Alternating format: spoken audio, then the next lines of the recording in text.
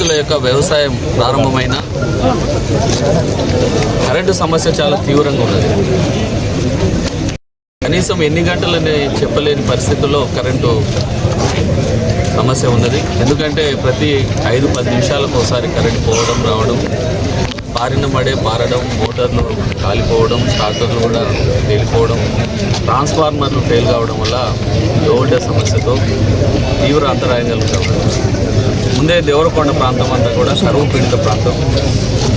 దాంతోపాటు బోర్ బావులు, చిన్న చిన్న వ్యవసాయ బావుల ద్వారా నీటిపారుదల సౌకర్యం లేని ప్రాంతంలో వ్యవసాయం చేసుకునే చిన్న సన్నకారు రైతులు కనీసం ఒక్క మడి కూడా నాటేసే పరిస్థితి లేదు. కొద్ది గొప్ప నీళ్లున్నా ఆ నీళ్లను తోడడానికి కరెంటు లేకపోవడం వల్ల చాలా ఇబ్బందులు పడుతూ ఉన్నారు. సబ్స్టేషన్ల కొరత ఉన్నది. దాంతోపాటు లో వోల్టేజ్ సమస్య ఉన్నది. లూజ్ లైన్లు సరిగ్గా చేయాల్సిన అధికారులు కూడా పట్టించుకోవడం లేదు. పైనుంచి కూడా కరెంటు గతంలో 24 గంటలు టీఆర్ఎస్ పార్టీ అధికారంలో ఉన్నప్పుడు 24 గంటలు కరెంటు ఇచ్చింది. మరి అప్పుడు ఇచ్చిన కరెంటు ఇప్పుడేం ప్రాబ్లం వచ్చింది? అప్పుడు నడిచిన లైన్లే, అప్పుడున్న సబ్స్టేషన్లే, అప్పుడున్న కరెంటుతో పాటు ఇప్పుడు కొత్తగా మరి దామర్చర్లలో కూడా ఒక పవర్ ప్లాంట్ ప్రారంభమైంది. ఇంకా ఇతర ప్రాంతాల్లో కూడా కొత్తగా కరెంటు ఉత్పత్తి కేంద్రాలు కూడా ప్రారంభమైంది. అయినా కానీ ఈ ప్రభుత్వ చేత కానీ అసమర్థత వల్ల, మంత్రులకు అవగాహన లేకపోవడం, ముఖ్యమంత్రికి అసలే తెలియకపోవడం వల్ల ఈ దుస్థితి ఏర్పడింది. ఈ నియోజకవర్గంలో చాలామంది చిన్న రైతులు, ఎస్సీలు, ఎస్టీలు, బీసీలు, చిన్న చిన్న కమతాలు, సన్నకారు రైతులు, 1 ఎకరా 2 ఎకరాలు ఉన్న వాళ్ళు కూడా చాలామంది ఉన్నారు. కానీ ఈ కరెంటు సమస్య వల్ల తీవ్రంగా ఇబ్బంది పడుతూ ఉన్నారు. దాంతోపాటు చిన్న గాలి వచ్చినా, దుమారం వచ్చినా, వర్షం వచ్చినా అదే సాకుగా చూపించి కరెంటు తీసేసి రైతుల్ని, అదేవిధంగా గృహ అవసరాలకు సంబంధించిన వాళ్ళని కూడా ఇబ్బందులు పెడతా ఉన్నారు. కన్జ్యూమర్స్ అందరినీ కూడా దీని మీద గత 4 రోజులుగా అధికారుల దృష్టి అనేక పర్యాయాలు తీసుకుపోయారు. అయినా దాంట్లో మార్పు లేదు. అందుకనే ఈరోజు దేవరకొండ నియోజకవర్గ వ్యాప్తంగా మా కేటీఆర్ గారి యొక్క బర్త్డే సందర్భంగా వారు ఒకటే పిలుపునిచ్చారు, నా బర్త్డేని సంబరాలు కాదు, సమస్యల మీద మరి జరపండి, దాంతోపాటు సేవా కార్యక్రమాలు చేయమని పిలిపించినందుకు మరి బర్త్డే సందర్భంగా ఇక్కడ ఉండే తీవ్రమైన సమస్య, కరెంటు సమస్య చాలా తీవ్రంగా ఉందని చెప్పి గుర్తించి గమనించి ఈరోజు ఈ ధర్నా కార్యక్రమాన్ని ఇక్కడ ఏర్పాటు చేసినాం. ఇప్పటికైనా మేము అధికారులకు తెలియజేస్తూ ఉన్నాం, మీరు తొందరపాటు మరి తొందరగా మేల్కొని ఎక్కడ ప్రాబ్లం ఉందో ఆ లూజ్ లైన్లను సరి చేయండి, సబ్స్టేషన్లలో నిర్వహణ ఏమైనా పొరపాటు ఉంటే చక్కగా చేయండి, లేకపోతే ఇక్కడ అక్కడి నుంచి వచ్చే కరెంటే తక్కువ ఉంటే ప్రభుత్వానికి నివేదిక పంపండి, ప్రభుత్వంతో మాట్లాడండి, దాని ద్వారా ఈ రైతుల యొక్క సమస్యలు పరిష్కారం చేయాలి. లేకపోతే రానున్న రోజుల్లో ఈ ఉద్యమాన్ని మరింత పెద్దగా తీసుకుపోతాం. ఈ దేవరకొండ నియోజకవర్గ రైతాంగం పక్షాన టీఆర్ఎస్ పార్టీ తరఫున మరి ఈ కార్యక్రమాన్ని ముందుకు తీసుకుంటాం. కృష్ణారెడ్డి ఉన్నాడు, నిన్ననే ఒక ఎస్సీ ఎస్టీ కేసు పెట్టారు. పిఏపల్లి మండలంలో ఇప్పుడైతే 3 ఎస్సీ ఎస్టీ అట్రాసిటీ కేసులు పెట్టారు. ఎదురు మాట్లాడితే కేసులు పెట్టాలి, పోలీసులను వాడాలి, ఆ పోలీసుల ద్వారా బీఆర్ఎస్ కార్యకర్తలను బెదిరించాలి. ఇదొక్కటే నేర్చుకున్నారు. తస్మాత్ జాగ్రత్త, పోలీస్ అధికారులు కూడా గుర్తు పెట్టుకోవాలి. రేపు వచ్చేది మళ్ళీ బీఆర్ఎస్ పార్టీ, బీఆర్ఎస్ ప్రభుత్వం వస్తుంది. మా కేటీఆర్ గారి నాయకత్వంలో కేసీఆర్ గారు ముఖ్యమంత్రి అవుతారు. మా కేటీఆర్ గారు చెప్పినట్టుగా ఈరోజు మా కార్యకర్తలు ఎవరెవరైతే ఇబ్బందులు పెడుతున్నారో వారందరికీ కూడా తిరిగి వడ్డీతో సహా చెల్లించుకునే పరిస్థితులు మీ పోలీసు ఎస్ఐల మీద, సిఐలు, డిఎస్పీ స్థాయి దాకా ఎవరైనా ఉండవచ్చు.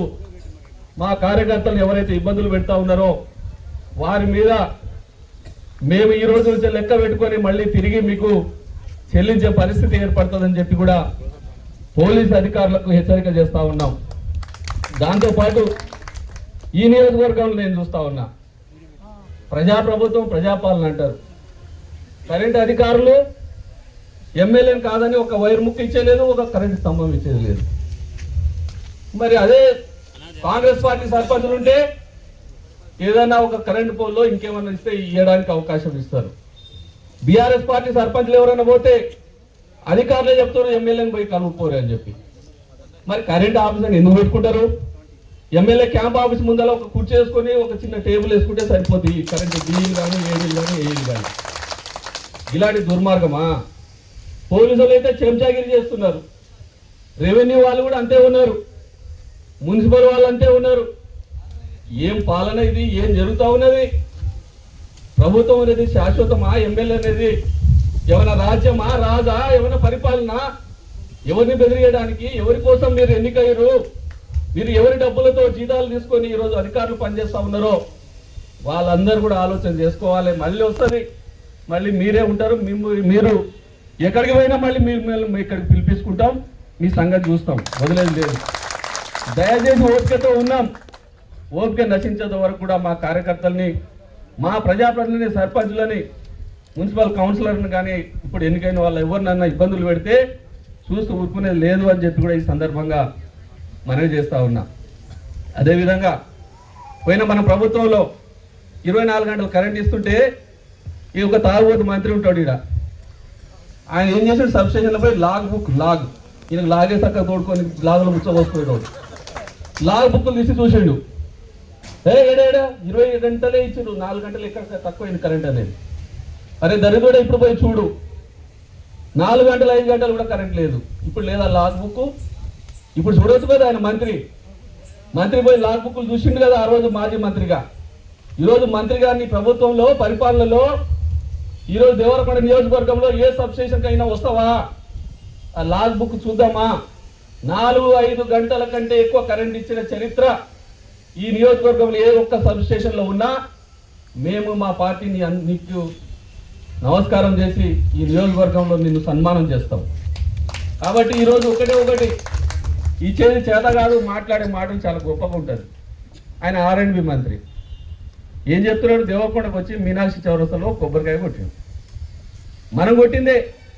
కేటీఆర్ గారు ఉన్నప్పుడు 50 కోట్ల రూపాయలతో మున్సిపాలిటీలో రోడ్లు, డ్రైనేజీలు, తర్వాత పార్కు సంబంధించిన అన్ని కూడా నల్గొండలో తీసుకుపోయి మేము అక్కడ ఫౌండేషన్ వేయించినాం. ఆ బండ తీసి మళ్ళీ ఇక్కడ పెట్టాల్సి ఉండే. అక్కడ చేసిన దాన్ని మళ్ళీ వచ్చిండు ఆ మీనాక్షి హోటల్ కాడి మళ్ళీ మైనంపల్లి రోడ్డు దాకా నేను 7 కోట్లు మంచిగా నేను చేయించినది. ఫుట్పాత్, డివైడరు, లైటింగు మంచిగా చేయాలి, రోడ్డు సర్ఫేస్ రోడ్ చేయాలి, లెవెల్ చేయాలి. దానికి వచ్చి మళ్ళీ ఆడ ఒక కోరి కట్టిండు ఆ మీనాక్షి చౌరస్తలో. ఎంతమంది గుద్దుకున్నారు దాన్ని? ఒక R&B మంత్రి స్వయంగా నేను మంజూరు చేయించిన రోడ్డుకు 2వ కొబ్బరికాయ కొట్టి ఇప్పటి వరకు పనులు పూర్తి చేయరా? సిగ్గుందా ఏమన్నా? 3 సంవత్సరాల నుండి మంజూరైన రోడ్లను పనులు చేయరా? ఆయన ఒక R&B మంత్రి, ఈ జిల్లాకు ఒక శని. ఆయన మాట్లాడతాడు పెద్ద పెద్ద మాటలు. అదేవిధంగా మొన్న నేను కాసారం పోయినా, 9 కోట్ల రూపాయలతో నేను మంజూరు చేయించిన. కాసారం కాడ నేను రోడ్డు కొబ్బరికాయ కొట్టి కాంట్రాక్టర్ని ఫైనల్ చేసి పనులు ప్రారంభం చేసినాం 3 సంవత్సరాల క్రితం. మళ్ళీ వచ్చి మన ఎమ్మెల్యే వచ్చి ఆ శకురుతాడు అక్కడ ఇంకో కొబ్బరికాయ కొట్టి. ఎవడో ఏదో చేస్తే ఎవడో ముద్దాడతాడట. గట్ల ఉంది వీళ్ళ వ్యవహారం. ఆ ముద్దాడేదో సకానాన్ని ముద్దాడాలి. కానీ ఆ రోజు నేను ఉన్నప్పుడు వేసిన కంకర తప్ప ఇంతవరకు ఆ కంకర మీద నడిచి ఆ ఊరికి నేను పోతే తప్పైంది సార్, బుద్ధి తక్కువైంది, మిమ్మల్ని ఓటేయకుండా ఓడిపించినందుకు, ఓడగొట్టినందుకు నాకు బుద్ధి వచ్చింది. 3 సంవత్సరాల నుంచి ఈ కంకర రాళ్ళ మీద నడవలేక యాక్సిడెంట్లు అయి కింద పడి చచ్చిపోతున్నావు సార్, ఇది తొందరగా మళ్ళీ మీరు వస్తేనే పూర్తి అవుతుందని అంటున్నారు. ఎందుకు చేత కాదా? కొత్తగానైతే మంజూరు చేయలేరు, కానీ నేను మంజూరు తెచ్చి శంకుస్థాపన చేసి కొబ్బరికాయ కొట్టిన రోడ్లను కూడా పూర్తి చేయని చేతగాని దద్దమ్మలు ఈరోజు దేవరకొండ నియోజకవర్గంలో పెద్ద పెద్ద మాటలు మాట్లాడుతున్నారు. ఇక వాళ్ళ పని ఏం లేదు. కాంట్రాక్టర్ ఎట్లా వస్తాడు? లావ్ అంటే వస్తాడు. ఎవడొస్తాడు? 9% డబ్బులు ఇచ్చేవాడు కాంట్రాక్టర్ మీద వచ్చి పని చేస్తాడు. గిదా నల్లమట్టి అమ్ముకుంటా అరిచెర్లలో ఇంకేమైనా చేస్తారా? పైరవులు చేస్తారా? నాకు తెలిసి ఈ మధ్య ఒక ఆయన శిష్యుడు ఏ పనికి పోయినా పైసలే. ఎస్ఐల పోస్టింగ్లు 10, సిఐలది 15, డిఎస్పీ ఎంతనో మరి ఇంతవరకు బయటకు రాలేదు. లేదు, అధికారులతో రివ్యూ చేసేది లేదు, కాంట్రాక్టర్లు ఇంజనీర్లు పిలిచి రోడ్లు ఏమైనా అడిగేది లేదు, ప్రాజెక్టులు ఏమైనాయో లేదు. ఈ మధ్య